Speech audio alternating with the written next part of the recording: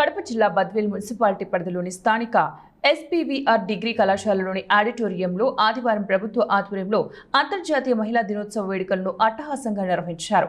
కార్యక్రమానికి ముఖ్య అతిథులుగా బద్వేలు నియోజకవర్గ ఇన్ఛార్జ్ సతీష్ కుమార్ రెడ్డి, బద్వేలు టీడీపీ మాజీ ఎమ్మెల్యే విజయమ్మ, ఆర్టీఓ చంద్రమోహన్లు పాల్గొన్నారు.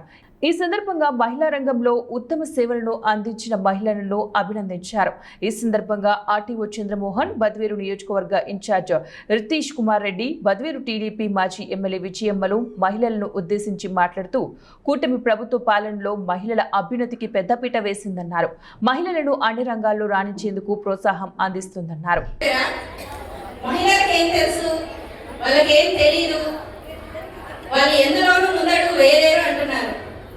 మరి వాళ్ళందరికీ ఎక్కడో కాదండి, కేవలం మన బద్వేలు నియోజకవర్గంలోనే ఈ రోజు ఈ కార్యక్రమానికి వచ్చిన మిమ్మల్ని అందరినీ చూస్తేనే తెలుస్తుంది మహిళలు ఎంత సక్సెస్ఫుల్ గా ఉన్నారు అనేది.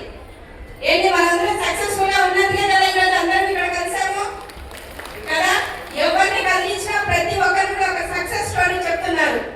కేవలం మెప్మా నుంచే కాదు, డ్వాక్రా నుంచే కాదు, ప్రతి విషయంలోనూ అండి, ఏ రంగానికి చూసుకున్నా కూడా ఒక టీచర్, ఒక డాక్టర్ గా, ఒక లాయర్ గా, ఒక రాజకీయ నాయకురాలుగా కావచ్చు, ఒక ఇంజనీర్ గా కావచ్చు, ఏ విషయంలో అయినా కూడా మహిళలు తగ్గేదే లేదంటున్నారు. నిజమా కదా? చాలా మంది కూడా ఇదివరకు భయపడే వాళ్ళం, చదువుకోవాలన్నా బయటికి రావాలన్నా. అక్క చెల్లెలం లాగా తల్లిగా దీవించిన వాళ్ళందరూ ఉన్నారు ఇక్కడ. ఎందుకంటే అనేక సమస్యలతో మనం ముందుకు వచ్చాం.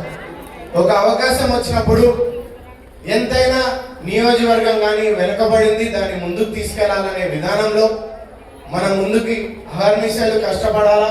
ఒక అవకాశం వచ్చింది, ప్రతి ఒక్క కుటుంబం వాళ్ళ కాళ్ళ మీద నిలబడాలనే ధ్యేయంతోనే ముందుకి మన అందరం సాగాలనేది మన అందరం తీసుకున్నాం.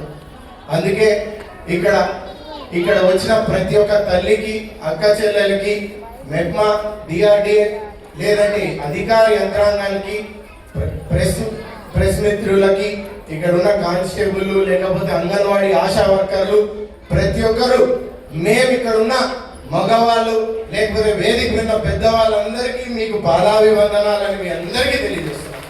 ఎందుకంటే ఈరోజు నేను చెప్పే ముందు ఒక చిన్న చిన్న కథలు చెప్పాలి. ఎందుకంటే ఇక్కడ చాలా మంది వాళ్ళ జరిగిన అనుభవాలు కానీ వాళ్ళు చేసినవి కానీ వాళ్ళు చెప్తున్నారు. ఇందాక మనం చూస్తే ఒక పెంచలమ్మ కానీ, విజయమ్మ కానీ, లేదంటే ఇక్కడ ఉన్న కళ్యాణి అనే కానిస్టేబుల్ కానీ, లేకపోతే మనం అక్కడ చూసిన అంగన్వాడీ కానీ, ఈ స్టాల్స్ దగ్గర వెళ్ళిన ప్రతి ఒక్క కథ దీంట్లో ఉండాలి. ఎందుకంటే ఈ కథలో ఏదైనా మీ అందరు ఇక్కడ ఉన్న వాళ్ళ కథ అనేసి మనం అందరం తెలుసుకోవాలి. ఎందుకంటే ఎక్కడ చూసినా నియోజకవర్గంలో కానీ ఎక్కడైనా కానీ ఒక ఊరు కానీ ఒక రైతు బిడ్డలాగా